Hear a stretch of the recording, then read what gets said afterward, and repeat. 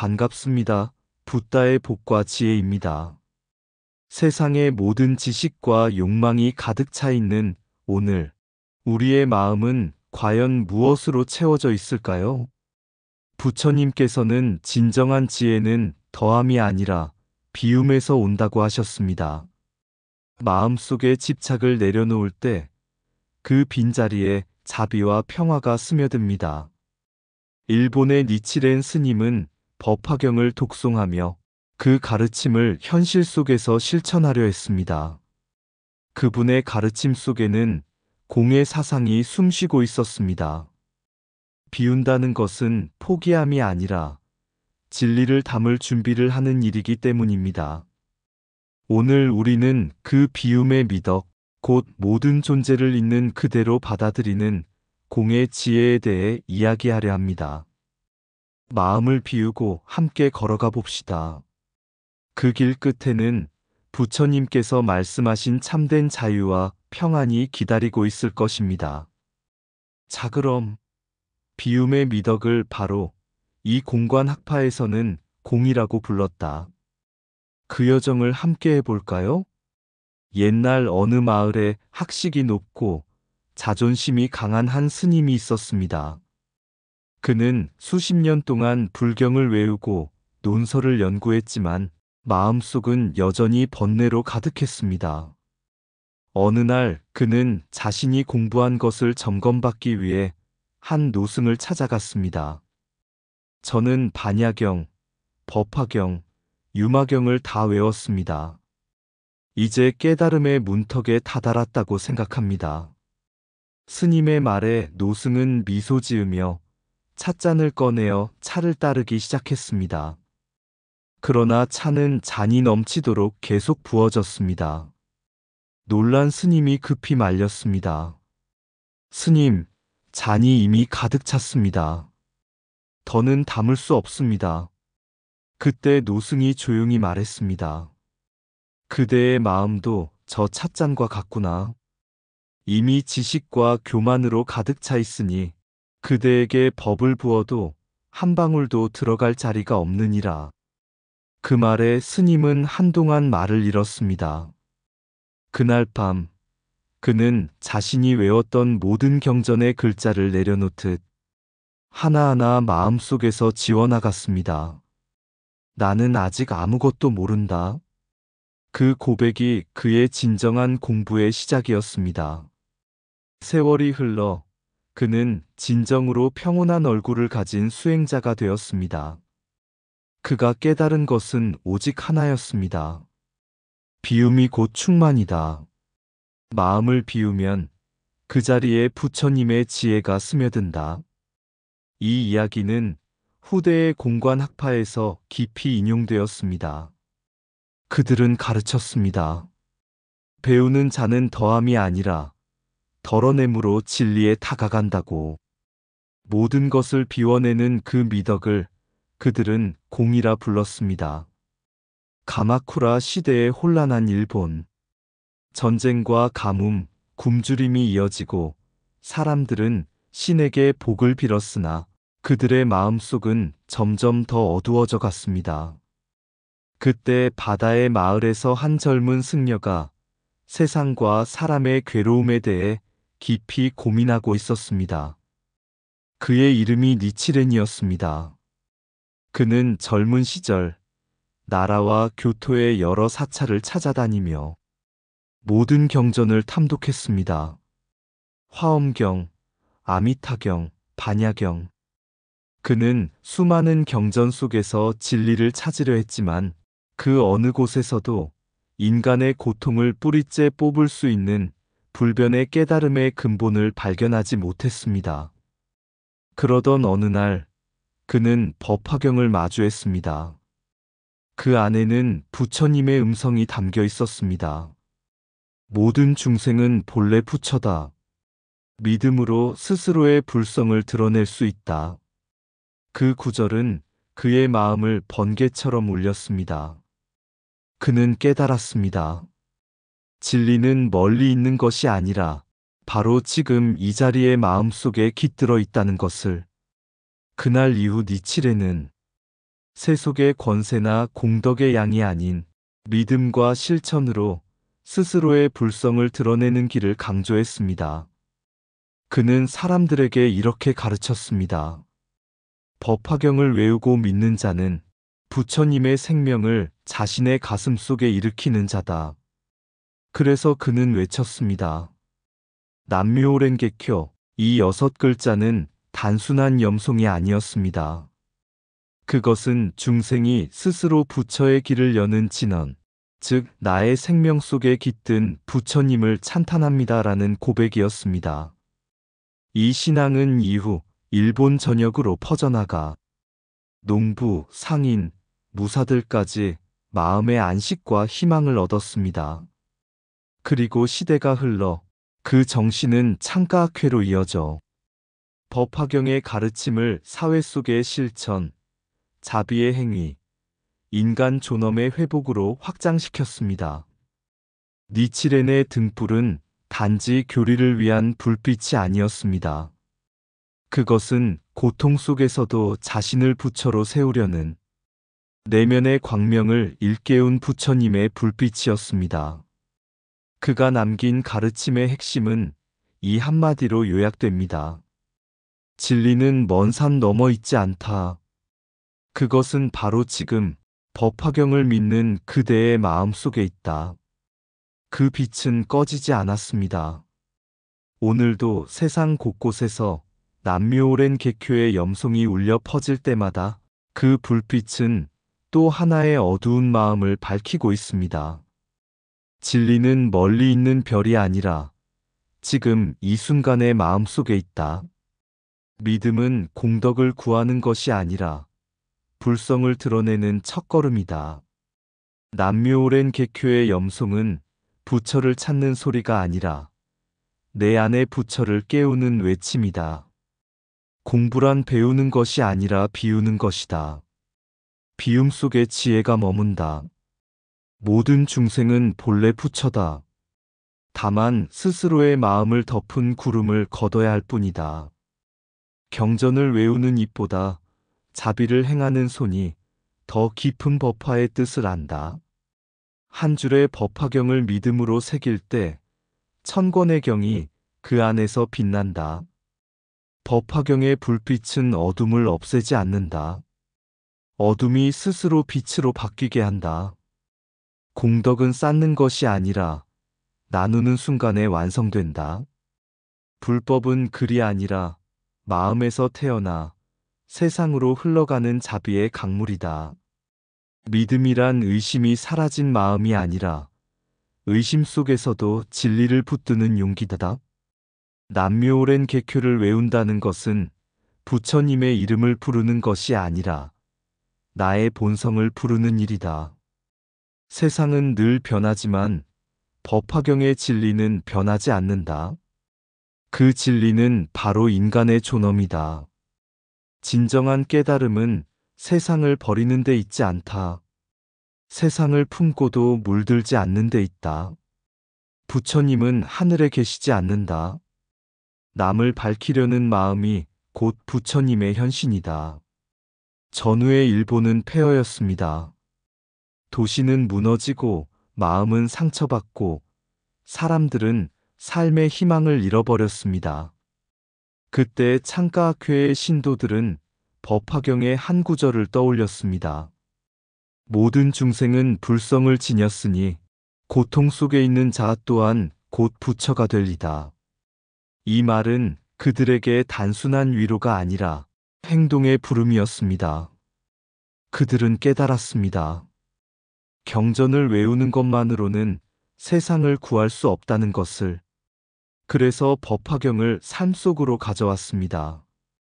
바로 부처님께서 설하신 사무량심의 실천이었습니다. 첫째, 자 베푸는 사랑. 가난한 이웃이 있으면 먼저 다가가 음식을 나누고 외로운 노인을 위해 함께 말벗이 되어 주었습니다. 그들은 시주나 보시를 자선이 아닌 존엄의 나눔이라 불렀습니다. 나누는 마음 속에 이미 부처님이 계시기 때문입니다. 진정한 자비는 남을 돕는 마음이 아니라 남의 고통을 나의 일로 아는 마음이다. 둘째, 비고통을 덜어주는 마음. 창가학회 회원들은 전쟁 후 병든 사회를 치유하기 위해 교육, 평화, 문화운동을 전개했습니다. 그들은 말했습니다. 사람의 마음을 일으키는 일보다 큰 보시는 없다. 누군가의 슬픔을 함께 짊어지고 그가 다시 웃을 수 있도록 길을 닦는 것, 그것이 바로 비의 자비행이었습니다. 셋째, 희 남의 기쁨을 진심으로 함께함. 누군가의 성공을 질투하지 않고 그 기쁨을 나의 행복처럼 여기는 마음. 그들은 남의 성취를 축하하며 말했습니다. 그대의 빛은 나의 빛이요. 이 기쁨의 공유는 경쟁의 세상을 연대의 세상으로 바꾸었습니다. 넷째, 사비움의 실천. 창가학회는 공의 진리를 사회 속에서 구현하고자 했습니다. 그들은 권력의 욕망, 명예의 집착, 심지어 깨달음마저 내려놓으려 했습니다. 왜냐하면 부처님께서 말씀하셨기 때문입니다. 비우는 자만이 세상을 채운다. 그들에게 사란 무관심이 아니라 모든 중생을 평등히 바라보는 지혜의 시선이었습니다. 비움은 곧 자유였고 자유는 곧 자비의 완성이었습니다. 그리하여 창가학회의 운동은 단순한 종교적 신앙을 넘어 법화경의 사회적 구현, 곧 현대적 보살행으로 발전했습니다. 그들은 말했습니다. 부처님의 깨달음은 산속에 있지 않다. 고통의 세상 한가운데에 서로를 일으키려는 손길 속에 있다. 법화경의 진리는 이제 연불이 아니라 학교의 교실에서, 노동자의 현장에서 서로를 격려하는 미소 속에서 살아 숨쉬었습니다. 그것이 바로 부처님께서 바라신 깨달음의 확장, 그리고 창가학회가 일련의 가르침 속에서 꽃피운 사회적 자비의 불빛이었습니다. 자비는 말이 아니라 움직이는 마음이다. 타인의 고통 앞에 멈추지 말라. 비는 눈물로 끝나지 않는다. 그것은 고통 속으로 걸어 들어가는 용기다. 남의 기쁨을 시기하지 않고 함께 웃을 때 그 미소가 곧 보살의 미소다. 사는 버림이 아니라 머무름 없는 사랑이다. 마음이 비워질수록 세상은 더 많이 담긴다. 진정한 자비는 나와 남의 경계를 허무는 순간 피어난다. 기쁨을 나누는 자는 그 자체로 부처의 가르침을 세상에 전하는 자다. 탐욕을 비운 자만이 참된 나눔의 기쁨을 안다. 비움 속의 풍요, 그것이 보살행의 첫걸음이다. 남의 고통을 외면하지 않는 마음, 그것이 부처의 눈이다. 법화경의 빛은 경전 속이 아니라 사람 속에서 빛난다. 모든 중생은 부처가 될 씨앗을 품고 있다. 자비는 그 씨앗에 물을 주는 일이다. 희는 내 행복이 아니라 너의 행복을 함께 기뻐할 줄 아는 힘이다. 모든 집착을 내려놓을 때 세상은 더 깊은 평화로 다가온다. 자비는 세상을 구하는 손이며 사는 그 손을 비우는 지혜다. 옛날 인도 나란다 사원에 한 젊은 승려가 있었습니다. 그는 누구보다 학문을 좋아했고 하루 종일 경전을 외우고 논리로 토론하며 스스로를 자랑스럽게 여겼습니다. 그러던 어느 날 그는 노승에게 나아가 물었습니다. 스님, 저는 이제 모든 경전을 꿰뚫은 것 같습니다. 저는 이제 깨달음의 문턱에 선 것 아닙니까? 노승은 미소를 지으며 찻잔에 차를 따르기 시작했습니다. 잔이 가득 차도 계속 따르자 차가 흘러넘쳤습니다. 젊은 승려는 깜짝 놀라 외쳤습니다. 스님, 잔이 넘칩니다.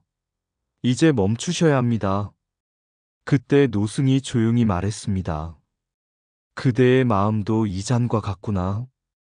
이미 가득 차 있으니 아무리 진리를 부어도 들어갈 틈이 없도다. 그 말에 젊은 승려는 한동안 아무 말도 하지 못했습니다. 그제야 그는 깨달았습니다. 자신이 쌓은 지식이 아니라 그 지식을 붙잡고 있던 나의 교만이 진리의 문을 가로막고 있었다는 것을. 그날 이후 그는 매일 경전을 새로 외우기보다 마음속의 집착을 하나씩 덜어내기 시작했습니다. 명예를 덜고 지식을 덜고 내가 안다는 생각까지 덜었습니다. 그가 비워갈수록 마음은 점점 맑아지고 세상 모든 존재가 하나의 숨결로 느껴졌습니다. 어느 날 그는 바람에 흔들리는 연잎을 바라보다 문득 눈물을 흘렸습니다. 그 찰나 그의 마음은 한 점 구름도 없이 맑아졌고 그는 부처님께서 말씀하신 공의 참뜻을 깨달았습니다. 비움이 곧 충만이며 덜어냄이 곧 채움이다. 그날 이후 그는 더 이상 배우려 하지 않았습니다. 그는 다만 살아있는 모든 순간이 법문임을 알았기 때문이었습니다. 부처님께서 말씀하신 공은 허무가 아닙니다. 그것은 모든 집착을 비워 참된 지혜와 자비가 흘러드는 공간을 여는 일입니다. 세속의 공부는 쌓는 공부이지만 불교의 공부는 덜어내는 공부, 즉 자기를 비워 진리를 담는 수행입니다. 비움이 곧 깨달음이며 공이 곧 자비의 근원입니다. 마음이 가득 차 있으면 진리의 한 방울도 들어오지 못한다. 공은 허무가 아니라 지혜가 머무는 자리다. 채움은 세속의 공부요. 비움은 깨달음의 공부다. 덜어냄이 곧 더함이다. 비움의 끝에 충만이 온다. 무엇을 얻으려는 마음이 사라질 때 그대는 이미 얻었다. 지식은 마음을 채우지만 지혜는 마음을 비운 자에게만 머문다. 공은 모든 것을 부정하는 것이 아니라 모든 것을 있는 그대로 받아들이는 힘이다. 비운다는 것은 버리는 것이 아니라 진실한 것을 드러내는 일이다. 배우는 자는 채우고 깨닫는 자는 비운다. 공의 마음은 거울과 같아 어떤 형상도 머무르지 않는다. 진정한 공부는 알게 되는 것이 아니라 모른다는 것을 아는 데 있다. 텅 빈 마음은 우주와 통하고 집착한 마음은 자신 안에 갇힌다. 덜어내야 비로소 모든 것과 하나가 된다. 마음의 그릇을 비우면 하늘의 지혜가 스스로 채워진다. 공은 부정이 아니라 완성이다.